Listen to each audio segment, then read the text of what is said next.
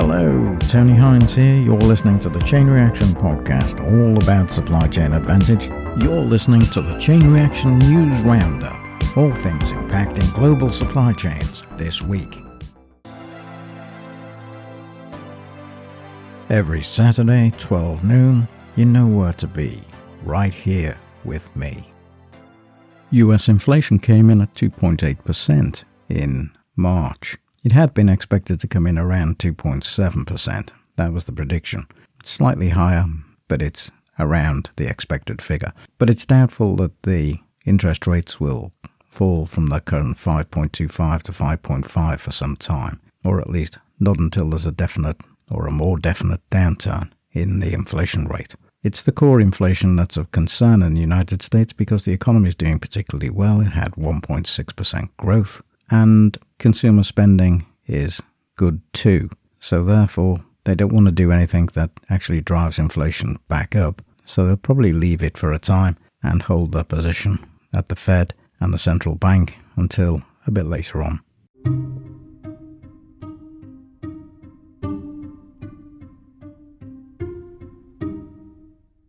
Now here's a new spin on nearshoring. When you think of nearshoring, you don't normally think of an exporting country thousands of miles away moving closer to your shore. But that's exactly what China have done. Chinese firms are buying up sites in Mexico to export to the United States, and this helps them avoid the geopolitical barriers that have been placed by the United States against China, because now you're exporting goods from Mexico to the United States or importing from Mexico to the United States, which means that becomes part of the bilateral trade arrangement between Mexico and the United States. Put simply, that means that you've basically got the goods coming into the US with lower tariffs.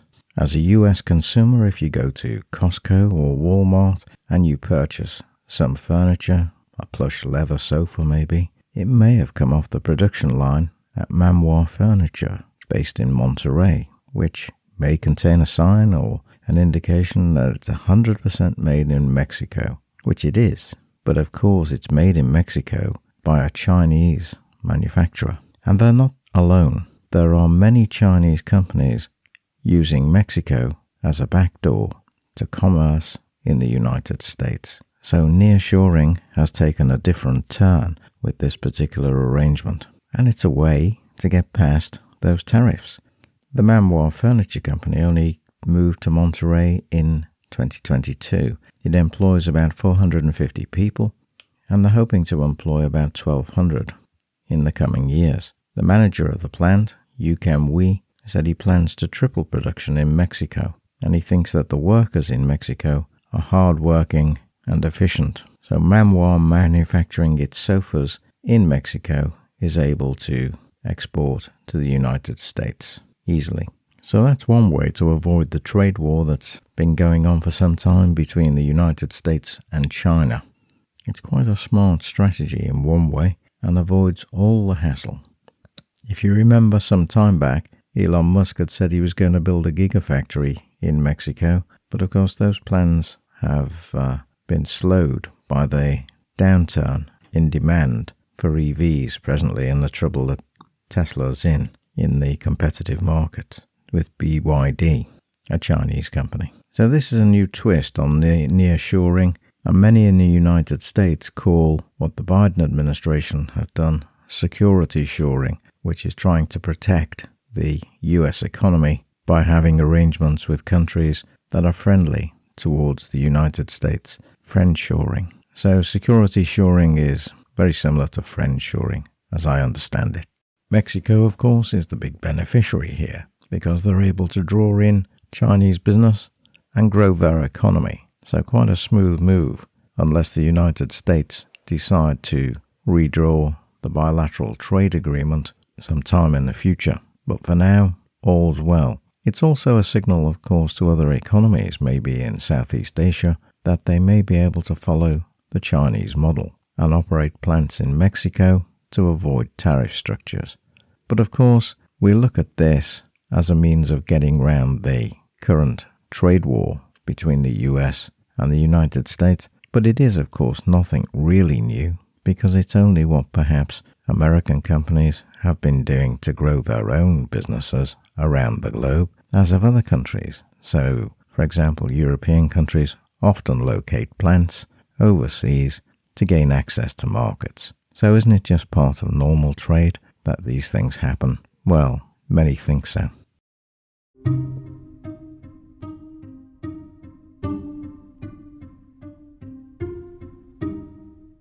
When you buy something, you don't often think about where it comes from, how it gets to you.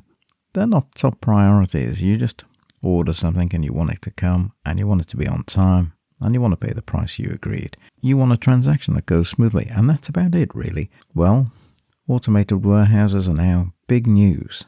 Automated warehousing has become more widespread in the past few years. It's been around for a long time. We've always tried to introduce automation into warehousing, but I suppose the first fully automated warehouses started to appear about 20 to 25 years ago. But they weren't fully automated, they were partially automated. So I perhaps should correct that a little bit. But today, we're starting to develop what most people would regard as more fully automated warehousing capacity. It's often referred to as the rise of the robots, with the increasing capability and configurability that those robots can bring to their roles in warehouses. The market for mobile robots is expected to rise by $334 billion between 2032 and 2042, and robots cover their cost in 3 to 9 months, enabling small and mid-sized businesses to adopt them.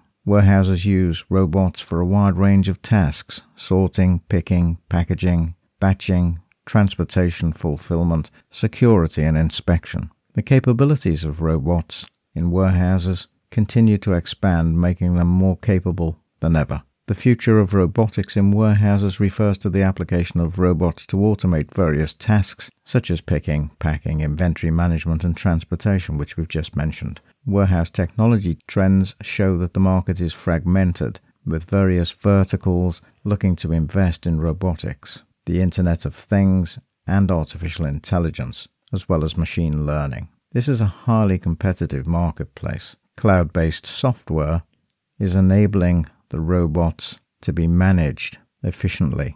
DHL, Rofu Kinderland, a German toy retailer, Walmart, and Ocado in the UK have all invested heavily in automated warehouses. But the biggest investor probably is Amazon. If you walk into an automated warehouse, you won't see many people around. There'll be some, but not many. But what you might see is lots of automated lines and robotic equipment moving goods towards those lines to move them towards trucks and get them out the door. And they'll select the item, they'll pick, pack, and process the order, stick the labels on, and push it towards where it's going to get delivered from. And it goes out the warehouse, onto a truck, and off it goes. And that's the warehouse function. On the other side, there's goods coming in to the warehouse and being slotted away on racks until required by an order that comes from a customer. And so robotic automated warehouses have become the future. Retailers use them, automobile manufacturers use them. In fact, everybody that has a warehouse, and a big warehouse,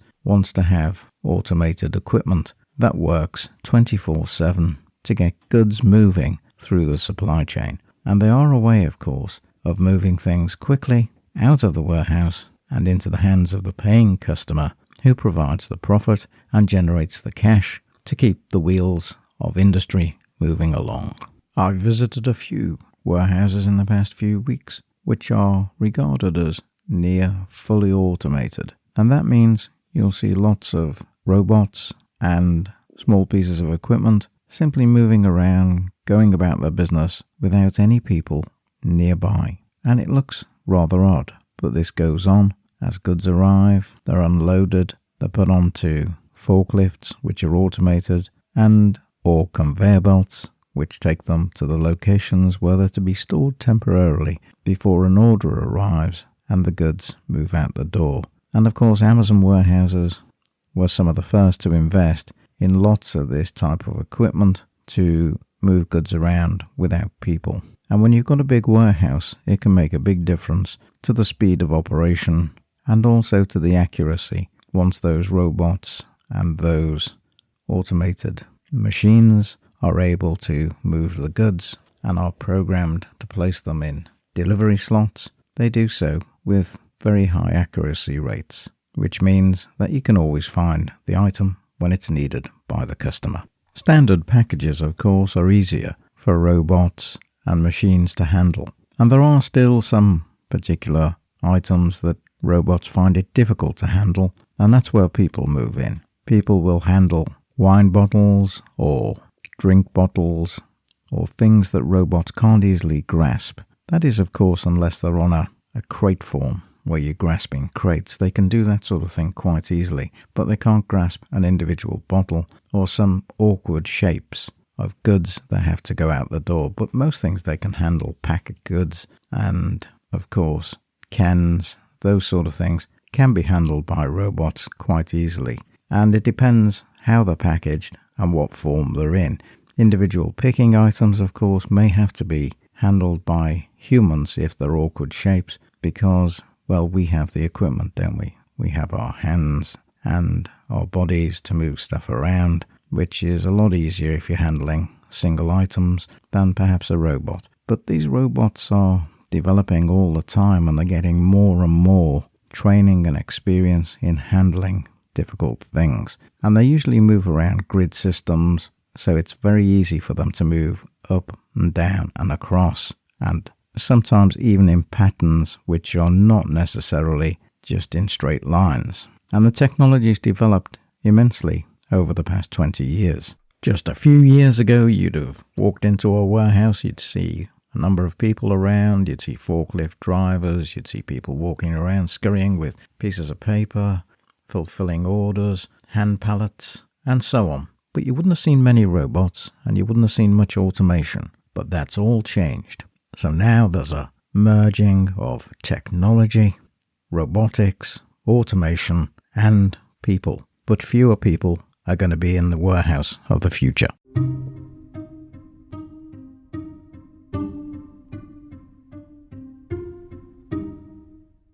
US auto safety regulators have opened investigations into whether Tesla's recall of 2 million vehicles announced in December to install the new autopilot safeguards is adequate. The National Highway Traffic Safety Administration, the NHTSA, said on Friday it was opening an investigation. And they're concerned about crash events after vehicles had the recall software updated. The agency closed its nearly 3-year investigation in autopilot, saying it found evidence that Tesla's weak driver engagement system was not appropriate for autopilot's permissive operating capabilities, and noted there's a critical safety gap. NHTSA quoted Tesla's statement that a portion of the remedy both requires the owner to opt in and allows the driver to readily reverse it. Tesla has issued software updates to address the issue, but concerns remain. They say it poses an unreasonable safety risk. The latest recall involved Model Y, X, S, 3 and Cybertruck vehicles in the United States, equipped with autopilot that was produced between 2012 and 2024. The problem seems to be that the drivers can interfere with the autopilot system, and because of that makes it a higher risk. So more problems with vehicle recalls, and Tesla going through quite a tough time presently.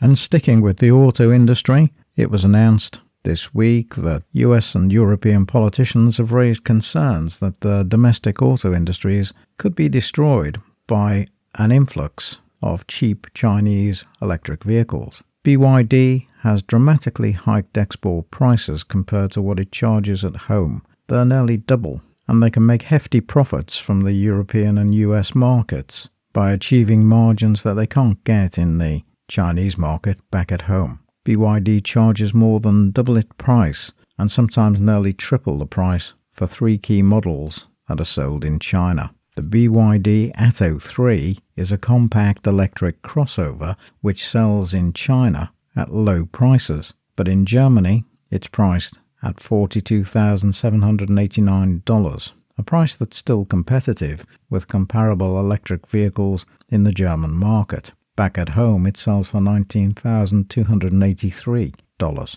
so you can see quite a difference. And I suppose they're concerned that this higher pricing in Europe means that they generate lots of their profits in Europe, while of course selling products very cheaply back home. So if it can still gain market share in different markets by charging lower prices at home and being subsidized by Western, European and US markets.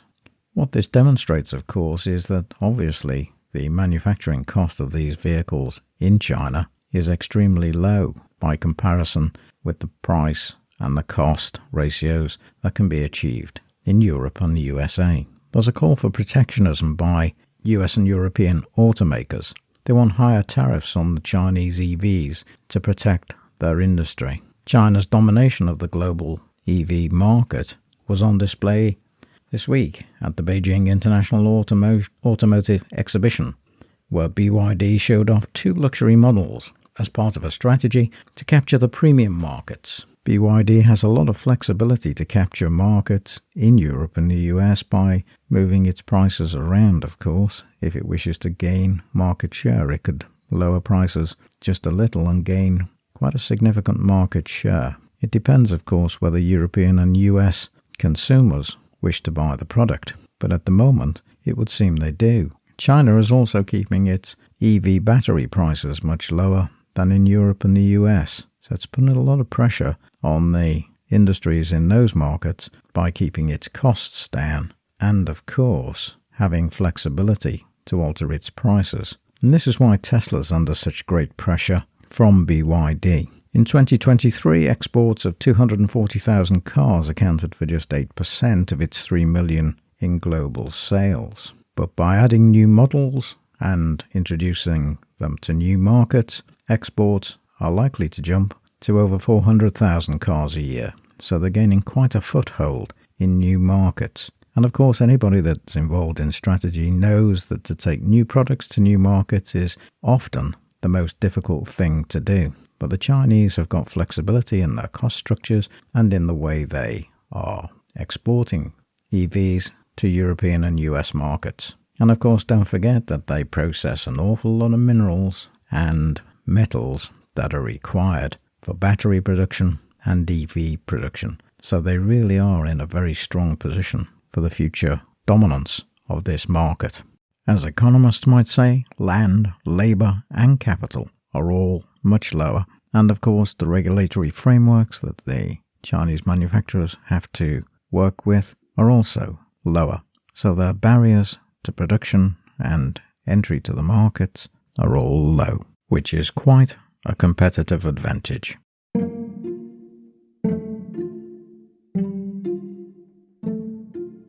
Another question for Tesla this week is, have they put the plans for the affordable car on ice? They were expected to release a car called the Model 2 in 2025, which was going to cost $25,000 in the United States, but that doesn't look likely now.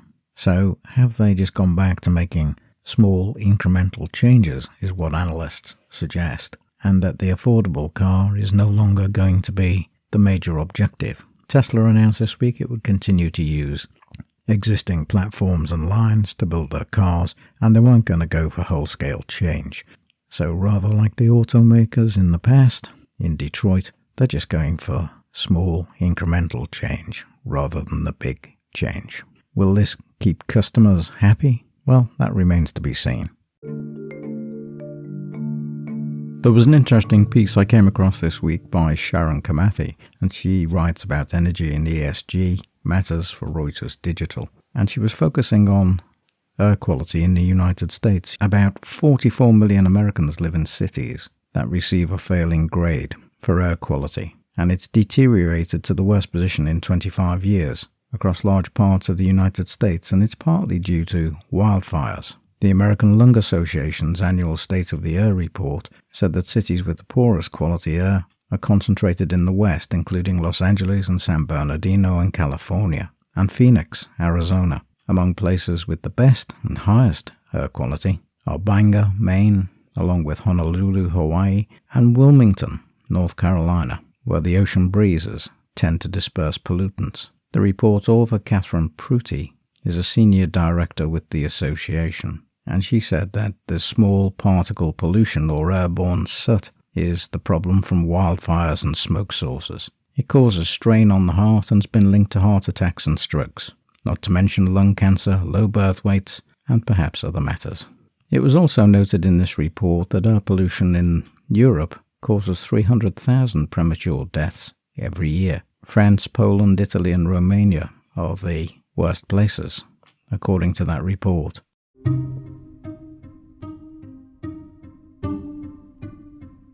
Now, a couple of weeks ago, I mentioned the post-Brexit border controls coming into force next week. That's from the 30th of April. And when they come into being, it will stoke food inflation. It's estimated it will add up to nearly £3 billion worth of cost of importing goods, according to many of the industry bodies that have been consulted on the matter. It will also drive European suppliers away from the UK market. Many think that the government's readiness for the main border posts for checking goods moving through Dover are not ready. They only received formal approval this week, and hauliers said they face challenges over the scale and cost of inspections. This could add about £8 to a consumer monthly food bill.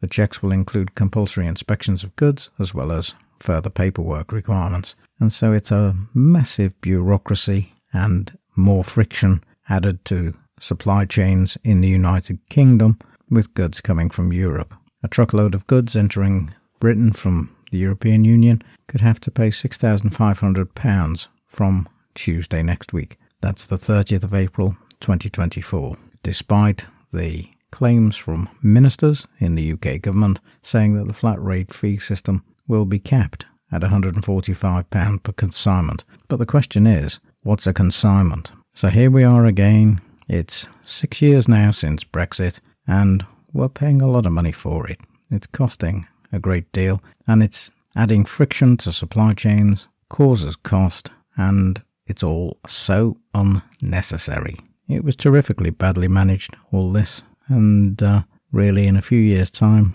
when the history books tell the tale, it will look complete folly and mismanagement on the part of the UK government. Any delays, of course, because of the additional friction to the supply chains with goods coming in from Europe, particularly in perishable goods, is likely to cause wastage as food is destroyed as a result of delay. So I guess all the estimates by DEFRA, the Department of Environment, Food and Rural Affairs, are gross underestimates of the problem and more likely to experience chaos. The Cold Chain Federation represents producers, warehouse operators and hauliers, bringing 20,000 lorry loads of produce into the UK every week from Europe, and they drew attention to the fact that shoppers face picking up big bills as a result of higher prices from the border target operating model, which will add $330 million to the cost of importing to the UK. The cumulative costs of controls range from health certificates issued by EU veterinary authorities to inspection levies, and the overall cost is likely to be as high as £3 billion. DEFRA's estimate said it will just add 0.2% to food inflation, but that's a gross underestimate according to the Cold Chain Federation. This system has been delayed already 5 times since Brexit. It's necessary to protect food safety, so it's argued, but importers say that they've been left in the dark about the intended levels of inspection for a vast array of foodstuffs, and many of them are perishable goods. Phil Pluck is the Cold Chain Federation's chief executive, and he said the impact on prices is going to be way more than DEFRA claims. So more friction in supply chains, more cost for consumers. This isn't really what they thought Brexit would be. The Cold Chain Federation has written to Steve Barclay, who's responsible for this area. So British consumers need to brace themselves over the next few weeks and reflect. This won't be good news for a government in an election year, of course. So we'll have to see how this plays out. No doubt I'll be reporting again, this time next week.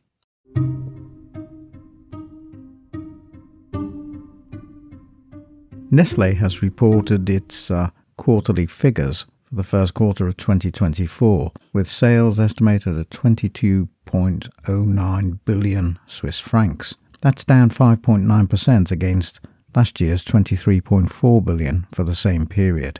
The growth performance is down 2% across the group, with North America being hit the hardest, with the results down by 5.8% in that region. There have been a number of supply chain challenges with key ingredients, which include cocoa, of course. This was all reported in Confectionery Production News this week. Mark Schneider, the Nestlé CEO, said that they'd expected a slow start, but they want to see a strong rebound in the second quarter, with reliable deliveries for the remainder of the year. So, watch this space.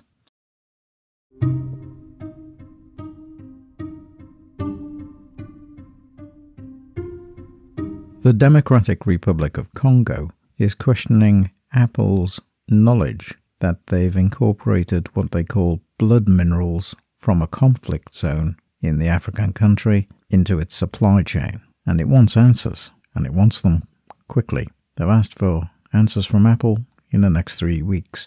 So this is an international legal claim by the Democratic Republic of Congo against Apple.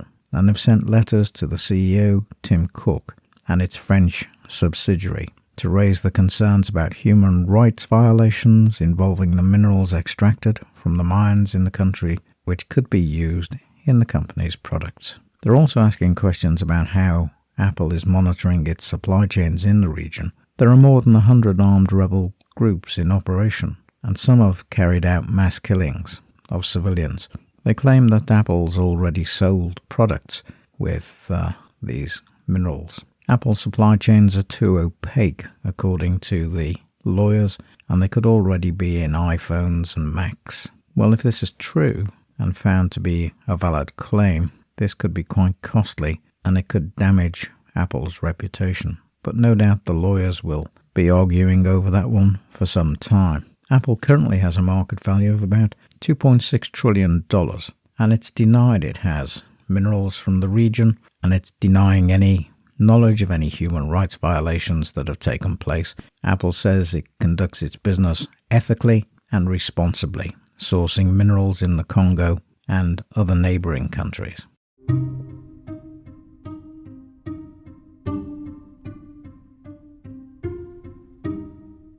Boeing reported this week that it's had a better quarter than it feared. It burned through about £4 billion in cash during the first quarter after the January the 5th MAX accident that I've reported in the past few weeks on the Chain Reaction podcast. It says they'll continue to use up a lot of cash in the second quarter as it tries to stabilise its production lines, and the company's departing CEO, Dave Calhoun, says he expects a deal to purchase fuselage maker Spirit AeroSystems will be finalised sometime in the second quarter. Boeing has said it's had a better quarter than it expected in the first quarter after that blowout of the door on the Alaskan Airlines 737 earlier in the year. So they're trying to put a brave face on this at the moment, and that's all the news we have presently.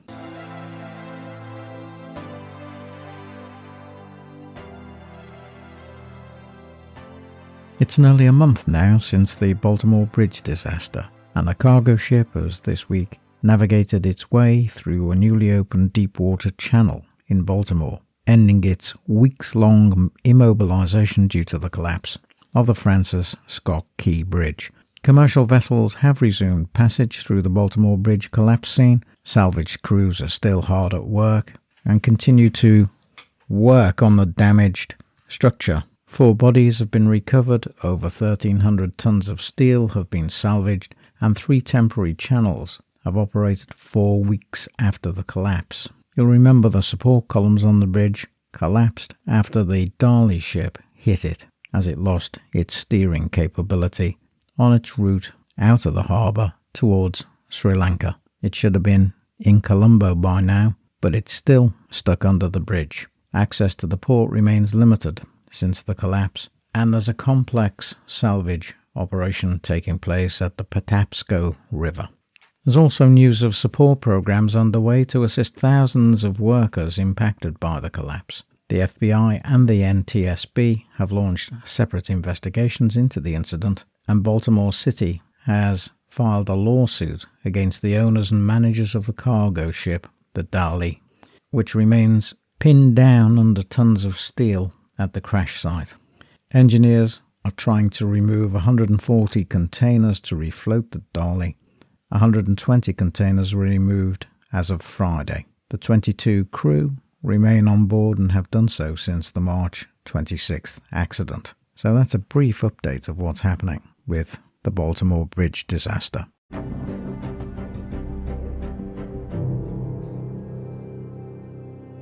Well, that's it for this week. I hope you've enjoyed the episode. I hope you found out something you didn't know before you started listening, and I hope it's informative. Don't forget to subscribe to the Chain Reaction podcast and be the first to know about new episodes. Follow us on LinkedIn, X, and Facebook. I look forward to seeing you in the next edition of the Chain Reaction podcast. Until then, there are many episodes for you to catch up on, and I suggest you stop by the website and have a listen to those you've missed or want to listen to again. I'm Tony Hines, I'm signing off, and I'll see you next time in the Chain Reaction podcast. Bye for now.